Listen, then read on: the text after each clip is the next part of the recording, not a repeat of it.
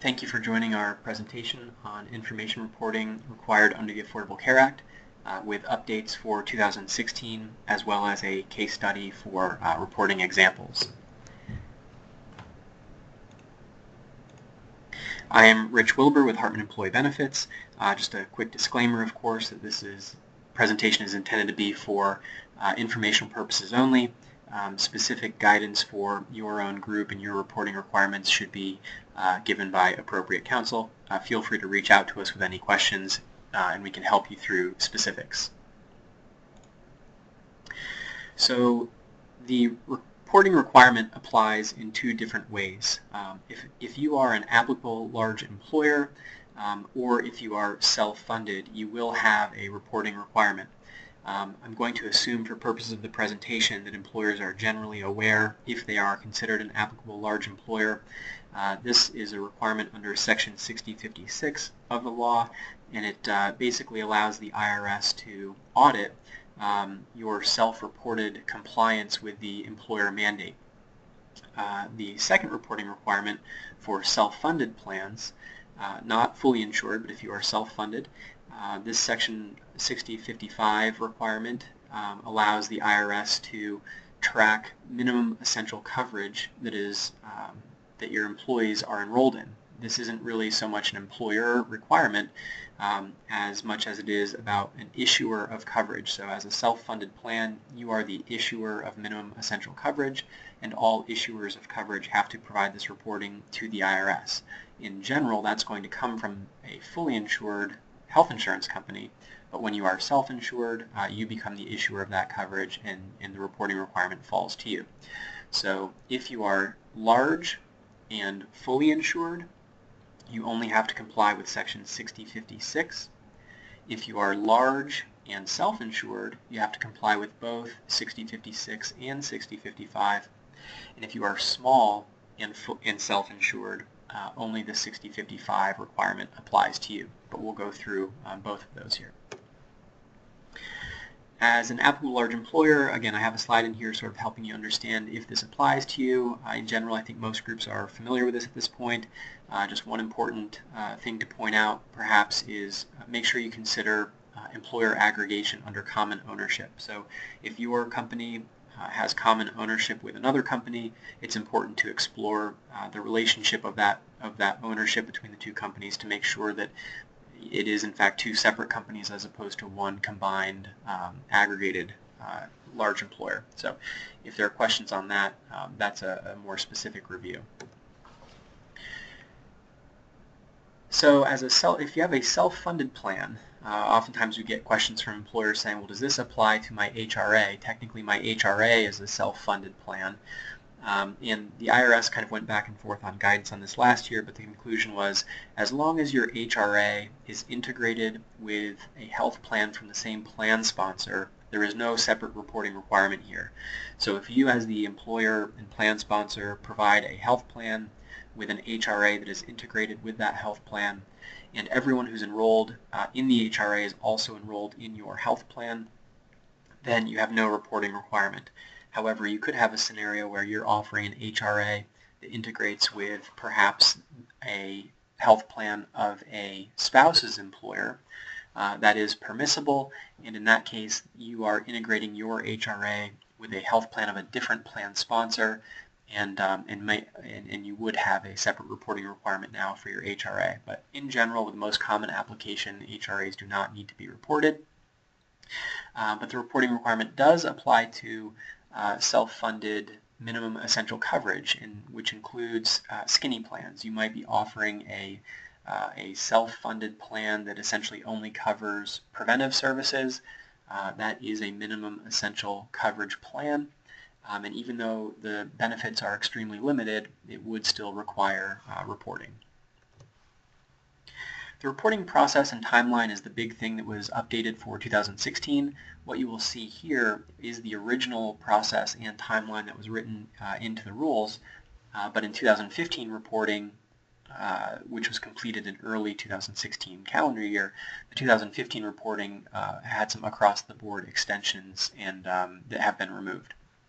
So for 2016 reporting to be completed in early 2017, the employer would be required to provide a statement, a Form 1095-C, presumably, to an employee by January 31st. You can deliver this to the employee in any manner permissible for delivering W-2s. However, if you're intending to distribute them electronically, I would encourage you to take a real specific look at the instruction set for this, as in addition to getting a consent to distribute electronically, you have to get that consent confirmed electronically by the employee, and it's a bit of a process. So in general, I would recommend mailing the statement. If you get the forms to the employee by January 31st, you are then obligated to file a copy of those forms along with the transmittal, the 1094 form, the cover sheet, off to the IRS by February 28th if you're filing on paper, which is permissible if you're filing fewer than 250 returns. If you're filing electronically, which is mandatory if you're filing more than 250 returns, you have until March 31st to complete that electronic filing. There are some extensions and waivers here and a process for that. I won't go through that in extreme detail. The intent of the presentation is to hopefully get everybody prepared to do this within the normal timeline. There are penalties for failing to report or providing inaccurate information. Those penalties last year were generally waived, where the IRS put out language saying if the employer shows a good faith effort, there would not be any penalties for non-compliance or incomplete information.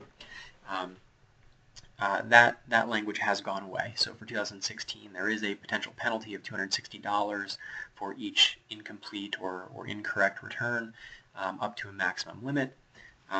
And of course, that is entirely separate from any penalties that may apply for failure on the employer mandate or the individual mandate. The penalties I'm referencing here are specifically reporting penalties. So a common question that we get from employers is, well, do I fill out the B form or the C form, the 1094 and 1095B or C?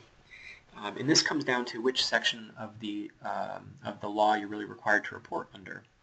Earlier I mentioned that if you were a small employer and self-insured, you only had to report under the 6055 requirement. That requirement can be completed using just the B series form, the 1094B and 1095B. Since you do not have to include information about offers of coverage, the B series form contains everything you need. However, large employers, whether you're fully insured or self-insured, will be completing the 1094C form and the 1095C form. This will include the information about required offers of coverage under the employer mandate, but the C form also includes additional information in Section 3, which we'll look at later. Section 3 is to be completed only if you're self-insured. So the C form basically accomplishes what the B form does, as well as some additional information. So small and self-insured, you'll be doing the B form. Large and fully insured or self-insured, you can get it all accomplished on just the C form. So the information necessary for the 1095C form, I'll break this down into its parts. Part 1 and 2 at the top of the form, as you see here, is basically going to request pretty basic information about the employee here, the employer here, and then in Part 2, it's documenting how coverage was offered, at what cost, and are there any safe harbor protections that apply. So in Part 1, as I mentioned, the employee information will contain the name, social security number, and address of the employee. The employer section will contain the name of the ALE member. I'll come back on this, the tax ID, the address, and a contact telephone. One thing that the IRS pointed out was that in kind of reviewing forms from last year, in many instances, the name of the employer on the 1095C form did not necessarily match the name on the of the employer on the 1094C form. In every instance, those two names should match. So this could come up in a controlled group setting where you have an aggregated group of multiple companies with common ownership, and there could be some confusion about which employer is named there. But in every instance, the 1095C and 1094C form should match for the name of the employer. In Part 2, The first thing it will ask is the plan start month, and you can enter 01 through 12 to represent the calendar month. This remains optional. It was optional last year, intended to be required this year, but they ended up leaving it as optional again for 2016 reporting. In line 14, you're going to be entering a 1 series code, which can range from 1A through 1K, that corresponds with how coverage was offered during that calendar month. In line 15, you're going to be entering the cost of that coverage that's being offered, and in instances where you're offering multiple plans, perhaps you have 2 or 3 plans an employee can choose from, you are going to be reporting the cost based on the lowest cost plan that achieves the minimum value threshold, and only for self-only enrollment. You don't have to report cost how the person actually enrolls or based on family coverage, just the self-only coverage.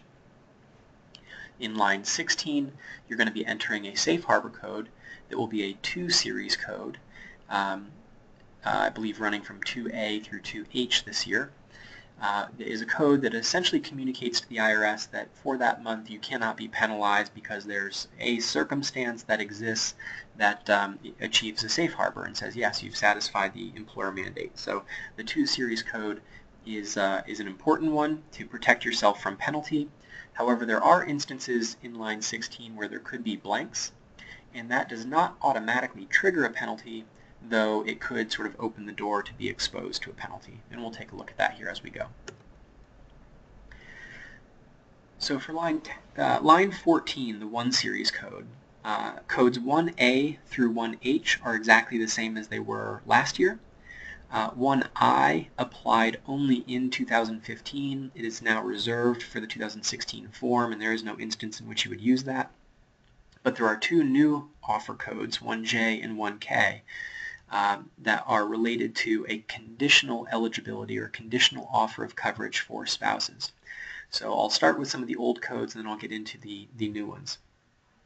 Code 1A represents a qualifying offer of coverage. This is an offer of coverage that is both minimum essential coverage and minimum value. It also has to achieve the federal poverty line affordability safe harbor, and that's a big one that some employers overlooked last year. I saw many employers who used code 1A thinking that their coverage was minimum essential, minimum value, and affordable, but they weren't recognizing that this has to be based on the federal poverty line affordability safe harbor, which is a bit harder to achieve than just being affordable based on rate of pay or W-2. So it has to be that specific type of offer, and the coverage has to be made available to the employee, the spouse, and the children. Code 1B would be an offer of minimum essential coverage that is also minimum value, but offered to the employee only, not offered to a spouse or child. 1C would be minimum essential, minimum value, offered to the employee and at least the children, but not a spouse. 1D would be offered of minimum essential, minimum value to the employee and at least the minimum essential coverage offered to a spouse, but the children not being eligible. And 1E would be minimum essential, minimum value coverage offered to the employee and minimum essential coverage being offered at least to the spouse and child. So 1E and 1A are quite similar, with the exception being the federal poverty line affordability safe harbor being achieved using 1A. So if you are offering coverage to your employee, their spouse, and their children, but you don't achieve the affordability safe harbor based on federal poverty line, 1E is going to be your offer code. 1F would be coverage that is minimum essential but does not meet the minimum value threshold. So minimum essential coverage is essentially any group health plan sponsored by an employer. Minimum value coverage has to achieve a 60% actuarial value within the actuarial value calculator. So if you're offering a skinny plan, a self-funded plan that maybe only covers preventive services, for example, that would achieve MEC status or minimum essential coverage, but it would not achieve the minimum value threshold. And then if you offer that to an employee, it doesn't really matter if you include the spouse or children at all. Code 1F would be that reporting code for a skinny plan, so to speak. 1G is a code related to offering coverage to someone who is not a full-time employee.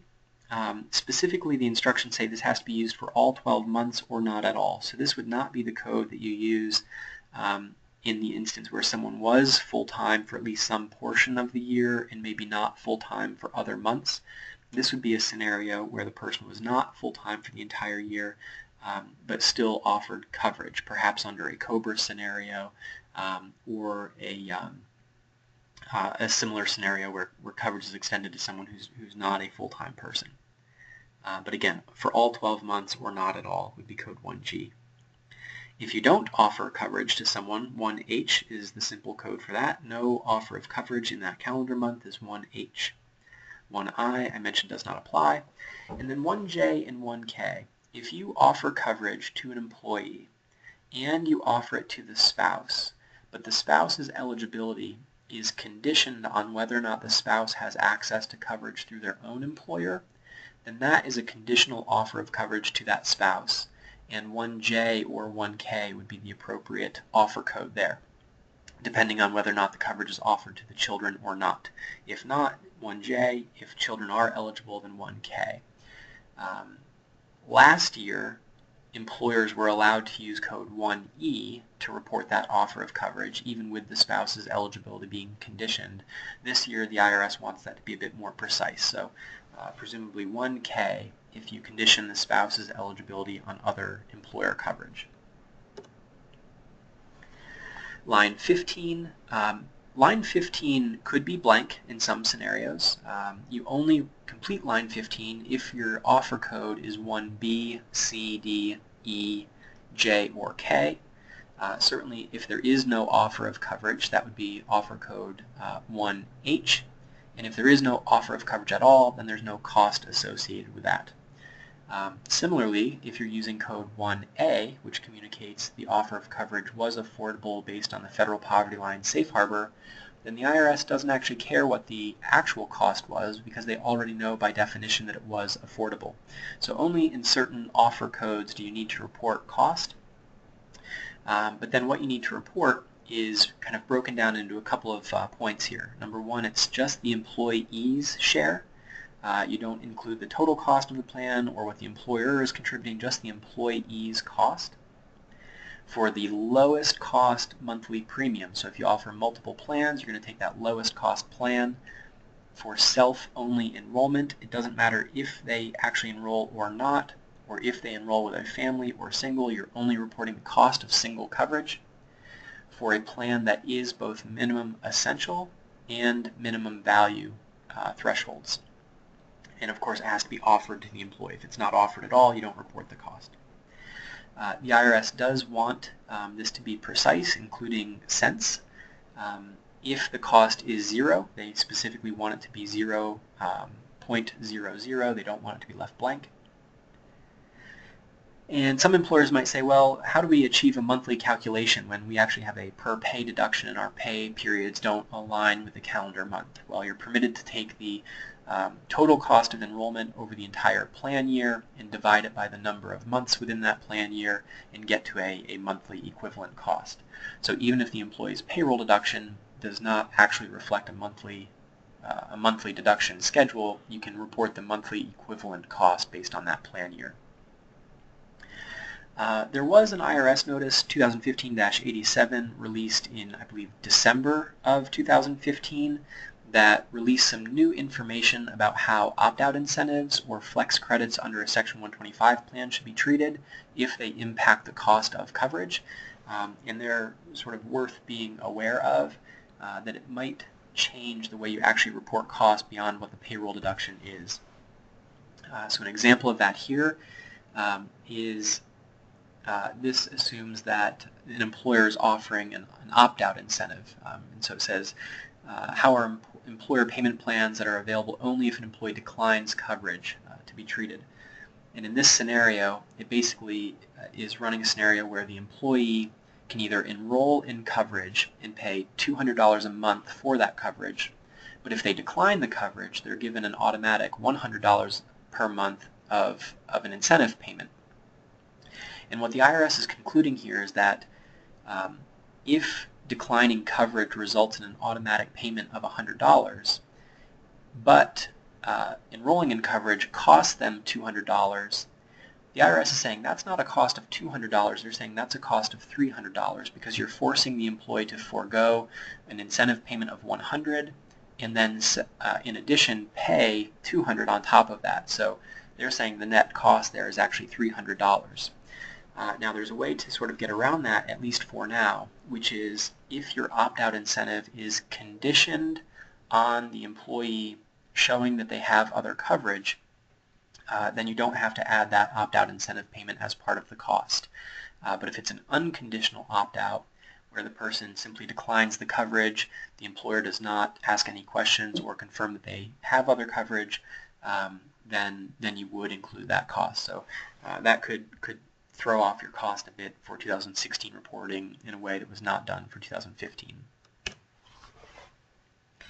So the line 16 safe harbor, the 2 series codes, are a way for you to communicate to the IRS that you've sort of done what you needed to do under the employer mandate, that you cannot be penalized for that month.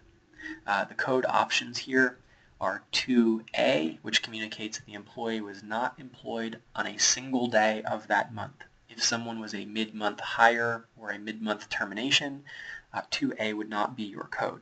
But if somebody had an entire calendar month where they were not employed by your organization, line 16 would be a 2A code there. 2B indicates the employee was not full-time for the entire month. In this instance, it has to be on the first through the last day of the month. So if someone was full-time for a partial month, you would still use 2B, indicating they are not full-time. The IRS only considers an employee to be full-time if they were full-time for the entire calendar month. 2C communicates that the person enrolled in your coverage, and specifically that they were enrolled for every day of that month, the first through the last. I also have a little asterisk here, which is the IRS wants you to prioritize code 2C. So in any month that 2C can apply, that is generally going to be the priority code. So any month where someone was enrolled for the entire calendar month, you're going to start with 2C and plug that in. If 2C doesn't apply because they weren't enrolled for the entire calendar month, then you kind of revisit the other codes and see which would be next most appropriate. 2D indicates the employee is in a limited non-assessment period. I'll give some examples of this in a moment, but in general you can think of that typically as an employee's new hire waiting period. If you have a, let's say, first of the month following 60 days from date of hire, waiting period before they're offered coverage, in the months preceding the offer of coverage, you could use 2D, limited non-assessment period. 2E applies for multi-employer plans where the employer may be contributing toward the cost of for example, a union plan or a collectively bargained group. So that applies in some rare, less common situations. That might apply if you have collectively bargained employees with a plan that you're contributing to. 2F, 2G, and 2H are 3 different ways of reporting to the IRS that your offer of coverage was affordable. 2F being based on the W-2 safe harbor, 2G based on the federal poverty line safe harbor, and 2H based on the rate of pay safe harbor. Each of those safe harbor codes and the qualifications for them are fairly detailed, and so I won't define them in great detail here, but if your plan is affordable based on one of those safe harbors, then you can communicate that to the IRS, telling them that the coverage was by definition affordable. 2I was a code applicable in 2015, but it does not apply at all for 2016 reporting, so that is reserved, and in no instance would you use that on your 2016 forms. So I mentioned this limited non-assessment period earlier, and this is essentially any period with which the person, you might treat them as a full-time employee, but the IRS would not penalize you for not offering them coverage. Some examples, as I mentioned earlier, include a new hire waiting period. It might also include an initial measurement period under the look-back measurement method. If you're using that method of measuring someone's hours, let's say for 12 months before you identify if they're full-time or not, any period of time that you are reporting for them in that initial 12 months where coverage was not offered, you could be using code 2D to say, well, they were in a limited non-assessment period, as we had not yet determined if they were full-time under our look-back measurement method. So part 3 of the form, of the 1095-C form, looks like this. You will also notice that if you look at the 1095-B form for small self-funded employers, there's a very similar section, and it's basically asking for the name, tax ID, and date of birth if the tax ID is not available, and then an indication on a month-by-month basis if the person was enrolled in minimum essential coverage. Again, you'll only complete this section of the form if your group is self-insured. If you are fully insured, this information will be reported to the IRS separately by your insurance carrier. Okay, so we're going to jump into a case study. We're going to look at a company, Acme Inc., where 59 employees started and ended the year with them as full-time employees. They had all previously met their new hire waiting period prior to the start of the calendar year 2016. Acme offers a plan that is both minimum essential and minimum value coverage to the employee, the spouse, and the children. From January 1 of 16 through June 30, they had a fully insured plan at $200 per month for a single employee to participate. And then on July 1 of 16 through December 31 of 16, they switched to a self-insured plan, and perhaps their lowest cost option in that scenario actually became $0 per month. Maybe they had a buy-up option, but the lowest cost option was $0 per month for single enrollment. And then I'm going to give you 2 examples here to follow, which is an employee who is enrolled for all 12 months and an employee who waived that coverage for all 12 months. So here is the full 1095-C form. Robert enrolled is going to be our example for someone who is enrolled all 12 months. Of course, we fill in his name and social and address. The employer information goes next to that: name, tax ID, address, and contact phone number. And then in part 2, we can indicate how we offered coverage. So in this instance, code 1E communicates that there was an offer of coverage for January through June. And for July through December, we're able to use code 1A. And this has to do with the cost of that coverage. But both of those codes communicate an offer of coverage. 1A just additionally communicates that it was affordable based on the federal poverty line, safe harbor. One thing I skipped here was that I entered 07 to indicate that the plan start month, the 2016 plan, started in the month of July. I'm reporting here that the lowest cost plan for single enrollment, that it's a minimum value plan, was $200 per month for January through June. And I'm going to leave July through December blank. Now earlier I said that if the cost was 0, you're still supposed to put in 0.00. However, when you use code 1A, remember 1A already communicates affordability, and so in using code 1A, you leave line 15 blank.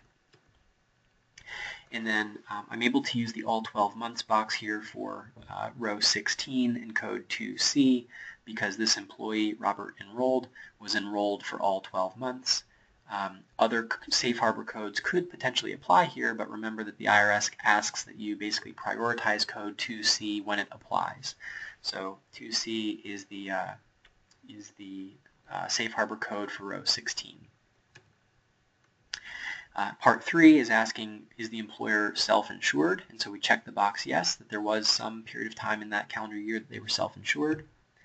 I'm going to enter the employee and his spouse in this scenario, their tax IDs, and the months in which they were enrolled in minimum essential coverage.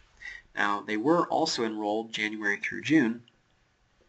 However, during those months, the plan was fully insured, and this employer was not the issuer of that coverage. The insurance company was. So the insurance company will separately report the January through June enrollment directly to the IRS. The employer here is only responsible for reporting July through December, the period of time that they were a self-insured issuer of coverage. So that is the complete form for the employee enrolled all 12 months. If we now take a look at an employee who waived coverage for all 12 months, Cheryl waived. We have her name, tax ID, address, the employer information. Plan start month is 07 for July. The offer code is the same here. Now, Robert enrolled and Cheryl waived, but they were both offered coverage in the exact same way. So 1E for January through June, 1A July through December. The cost was the same. Now, Cheryl didn't enroll, so she never ended up paying that cost, but the IRS wants to know what the cost would have been had she taken the plan. So using code 1E, we have to put in what the cost was. Using code 1A, we would leave the cost section blank. Now for row 16, Cheryl waived coverage, so we can't use 2C. Presumably in January through June, we could consider other safe harbor codes, like an affordability safe harbor. However, in this scenario, I didn't give you any expectation of what Cheryl's wages were. So based on the information we have, we can't say that it was affordable for her in January through June. However, in July through December, we can, because we know that there was no cost, so we know that it at least meets the federal poverty line affordability safe harbor of 2G. We would check the box for self-funded coverage in Part 3. And because Cheryl did not enroll, she will not be listed under the covered individual section. This employer, as an issuer of coverage, has no evidence that Cheryl was ever enrolled in minimum essential coverage. If Cheryl was enrolled, for example, under a spouse's plan, her spouse's plan, whether it be the employer if self-funded or the insurance company if fully insured, would report that information. But this employer has no access to that information, and that section would then be left blank. So I'm just circling back here on the point that I already made, which was for line 16, we don't have information on Cheryl's wages. Presumably as the employer you would have that information, so you may be able to use Safe Harbor 2F based on her W-2 or 2H based on her rate of pay relative to the cost of that plan. But in this scenario I'm saying we don't have that information, so we can't use that code. Okay, so now we'll get into a more complicated scenario. The employee's name is Tom Complicated. He was hired February 1st in a part-time position. He was promoted March 1 to a full-time position, and his annual salary was $25,000. The employer offered him minimum essential and minimum value coverage to the employee, the spouse, and the children. After the new hire waiting period was completed, the coverage was offered April 1st, and the $200 monthly cost that we looked at previously applied for single coverage.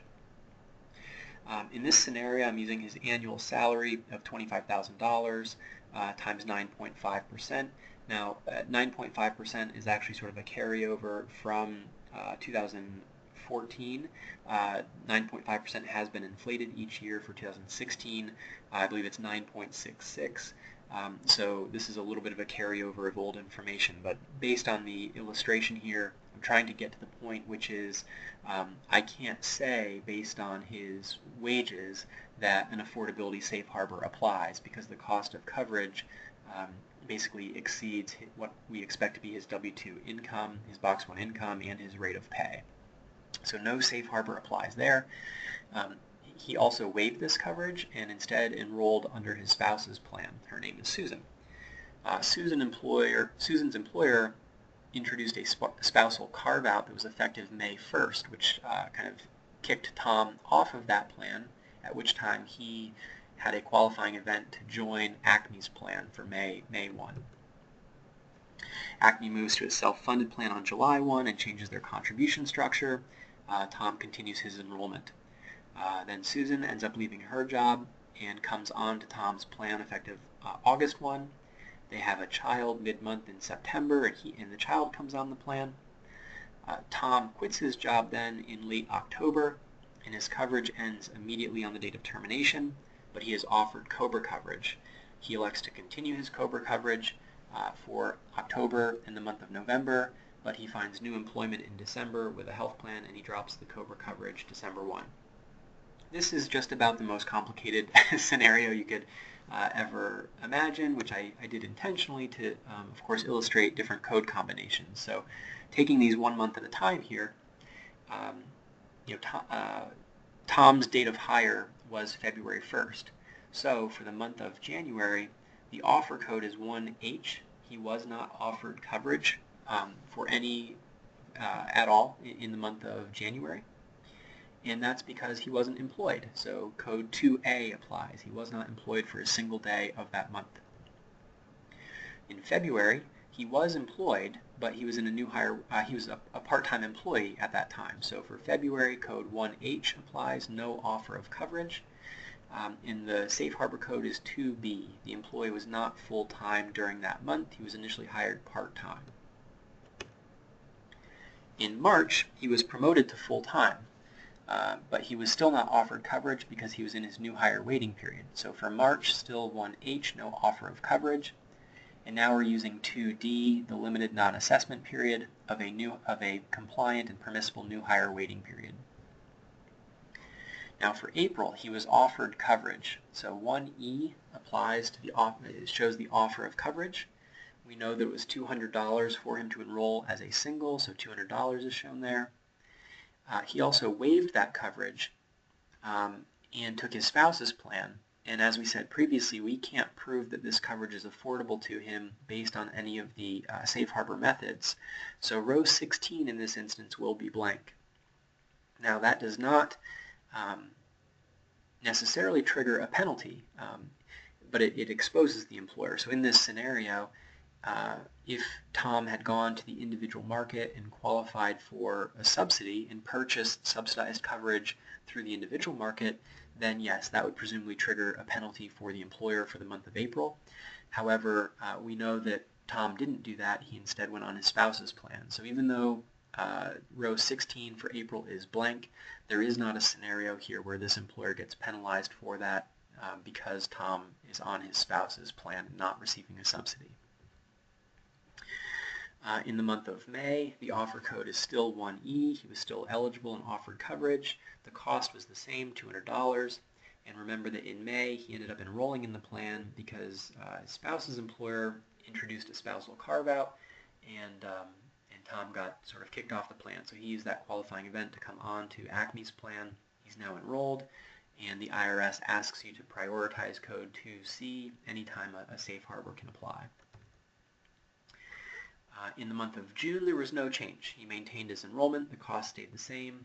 Everything was the same as May, so 1E, $200, and 2C carry forward. Now we get to July, and July happens to be the plan, the start month of the plan year. So we've entered 07 there. Now in July, when the employer's plan renewed, they went to a self-funded plan and they dropped the cost for the lowest cost option to $0. So we can now use code 1A, which is an offer of minimum essential minimum value coverage to the employee, spouse, and child, and it achieves the federal poverty line affordability safe harbor. Because we're communicating the safe harbor through 1A, we do not have to enter the cost in line 15, so line 15 is now blank. And in row 16, Tom was still enrolled, and so we can indicate 2C that he was enrolled. The month of August, the offer of coverage is still the same, 1A. Now remember that in the month of August, Tom's spouse, Susan, left her job and came on to his plan using that qualifying event. But you'll notice that the codes don't change. The offer is still the same, the cost is still the same, and Tom, as the employee, is still enrolled. So you don't change the codes even though the spouse came on. Same thing for the month of September. Even though the child was born September 4th and came on the plan, there's no change to the code structure. Now in October, Tom terminated employment on October 25th and his coverage ended immediately. Even though ACME, the employer, offered coverage for the entire duration of his employment and offered him COBRA coverage upon termination, because the offer of coverage was not made to an active employee from the first through the last day of the month, it's not considered to be an offer of coverage. In which case you also don't enter a cost in row 15. But even though there's no offer of coverage, you still have a safe harbor that you can use, which is 2B, indicating that the employee was not a full-time employee for the entire month, and the IRS concludes that even though he was full-time for the duration of his employment in that month, since he wasn't employed through the last day of the month, you would use code 2B, not full-time. In November, remember COBRA coverage was offered and Tom elected to continue coverage under COBRA, but as an employer you're still reporting 1H, there was no offer of coverage.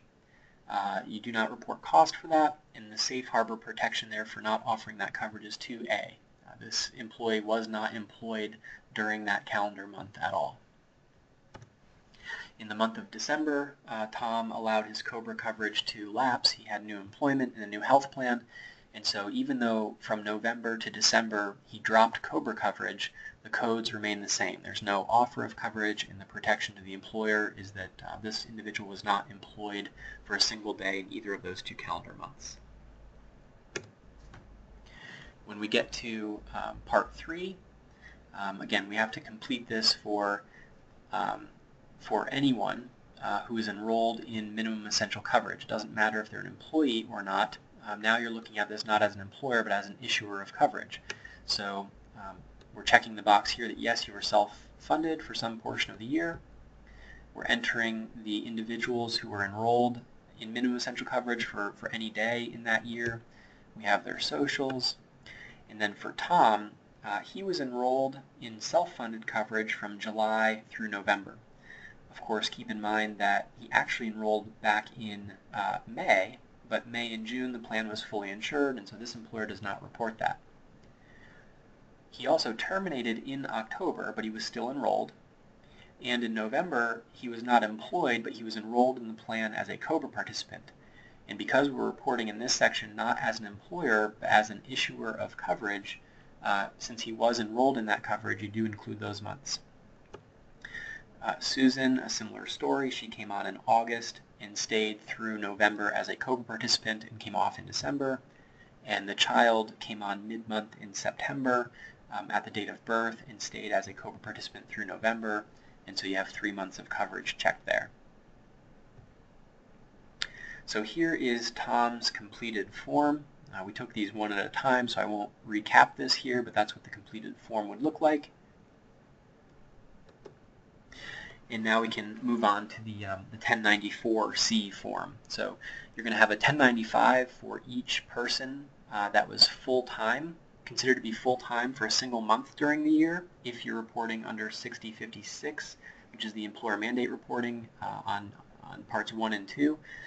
You will also include anyone who had coverage for any month of the year if you are self-funded. So in terms of who gets a form, it could just be someone who is considered full-time for a month, or someone who is enrolled for the month if you're self-funded. So you'll have one of those for each person, and then you'll have one cover sheet, the 1094C form, to be provided to the IRS. You're going to be including the name and contact information of the employer.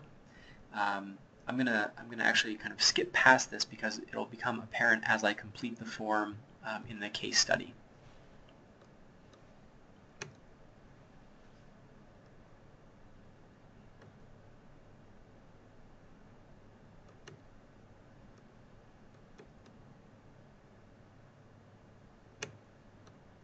So in the case study here, we are Acme Inc. Jane Doe is the HR director for Acme Inc. Acme had 60 employees during 2016. All are full-time and received a timely offer of coverage.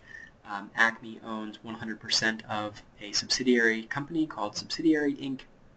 The full-time employee or full-time equivalent count of the control group was 59, qualifying for a certain transition relief that applied for the 2015 plan year for employers with 50 to 99 full-time equivalents. Acme Inc.'s health plan, of course, renews July 1, as we've talked about previously. So here is the form. In Part 1, we're filling in Acme's information. They are the applicable large employer member. Now keep in mind, I mentioned that they have a subsidiary company called Subsidiary Inc. Subsidiary Inc., if they had employees, would also be required to complete the 1094 form. So this is at the applicable large employer member level. The parent company does not report for all companies under their umbrella. Each individual sort of tax ID or member company will complete their own 1094-C form. So we have Acme's information here. We have the HR director, Jane Doe, and her contact information here. Lines 9 through 16 will not apply. That's only if you're a designated government entity filing on behalf of another government entity, so that does not apply here to Acme. Line 17 is reserved. You won't enter anything there. Line 18 is asking for the total number of 1095-C forms submitted with this transmittal. Acme had 60 total full-time employees over the course of the year, so there will be 60 1095-C forms included with this. Question 19 asks if this is the authoritative transmittal for this ALE member. This is going to be yes in almost all cases. The only time it would not be generally is if you have a company with a single tax ID, but maybe you have two very sort of distinct operating divisions, and maybe one operating division is going to file their own set of returns, and another operating division will file their own set of returns. If they're all under one company with one tax ID, one of those two submissions needs to be the authoritative transmittal, which will complete the entire form. The other could be a non-authoritative, perhaps, transmittal that just provides the additional 1095-C forms to be kind of included with the submission. Line 20 asks for the total number of 1095-C forms filed on behalf of this ALE member, which is, again, in this case, going to be 60. The only instance in which 18 and 20 do not match would be, again, if, going back to that operating division scenario, if each operating division of the same tax ID company was submitting separately, line 18 would only include the number of forms being submitted with that transmittal. So in this case, let's say they were split in half. There could be 30 coming from Acme East and 30 coming from Acme West. Each of those forms then for row 18 would say 30, but then they would both reflect that the ALE member, Acme, is submitting 60 in total. So a bit of a complicated example, but it really doesn't apply very frequently. Line 21 is asking, is Acme Inc. a member of an aggregated group? The answer is yes. Aggregated ALE group being they have common ownership with another company. And this indicates then that we also have to complete Part 4, which will be on the third page. For line 22,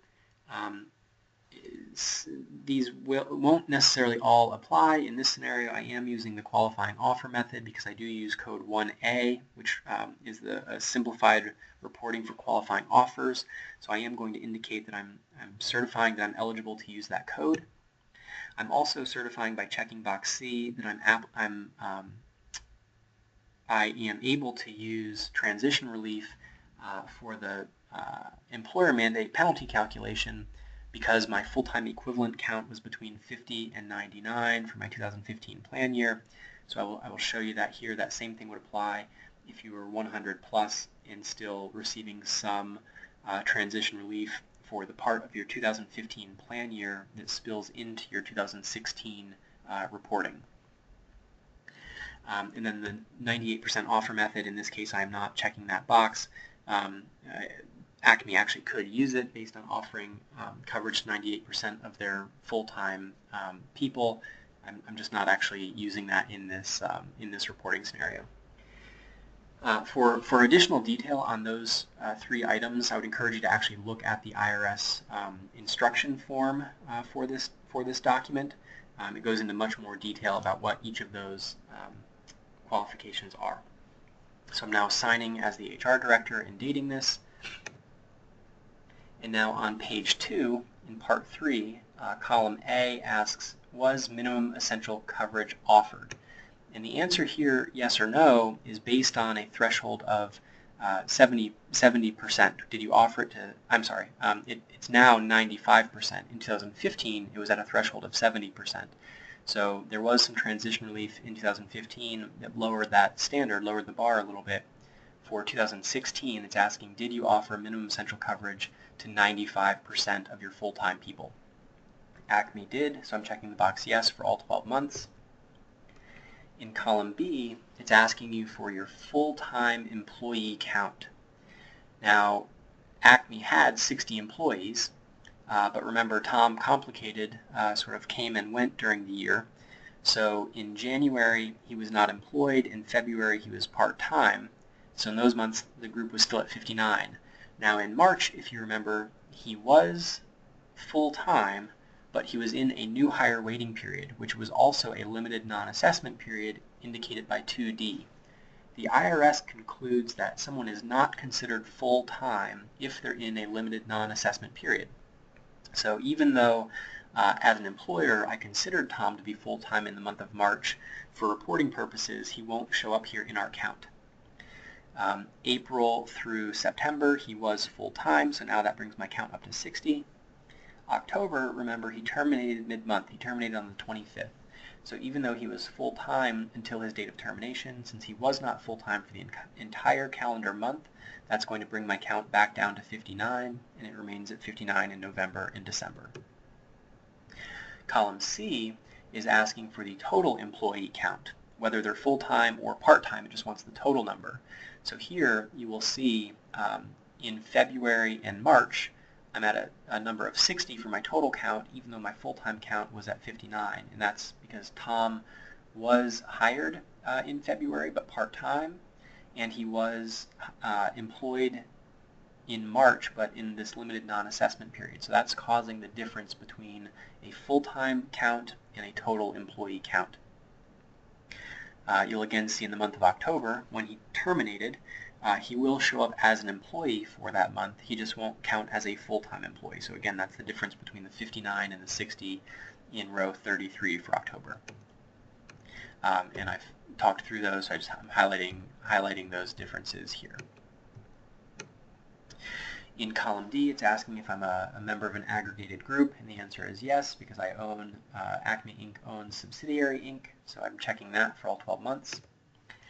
And then column E is asking about the section 4980H transition relief indicator. That's the employer mandate penalty transition relief, that because ACME was 50 to 99 full-time equivalent employees, there was transition relief for the 2015 plan year that said, oh, well, for an employer with 50 to 99 full-time equivalent employees in 2015, there was no employer mandate penalty, as long as you met the criteria. So for January through June, those 6 months were the kind of spillover of my 2015 plan year into my 2016 calendar year, and so I'm able to report using code A that I qualify for that transition relief for a 50 to 99 size employer.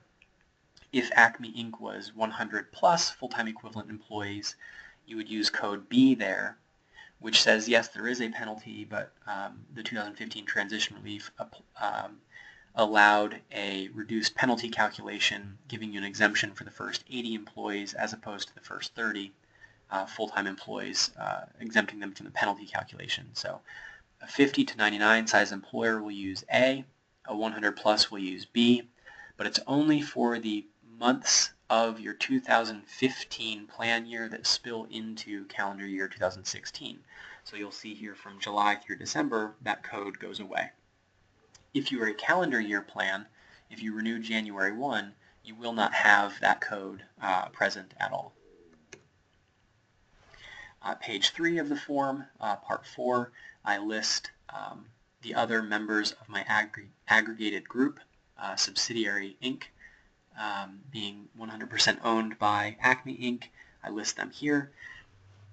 When Subsidiary Inc. files their 1094 form, they would similarly report ACME Inc. here as a related employer. So both companies will file a 1094 form because they are both applicable large employer members of an aggregated group, and they will both list the other company relationship on this page. So that is the end of our presentation. We're kind of bumping right up against an hour here, so thank you for your time and hanging in there with me. If you make it through the presentation and have any questions, please feel free to reach out to me directly. My contact information here. You're also welcome to review our website, where we will have additional materials posted, including the 2016 forms and the 2016 form instructions. Thank you very much.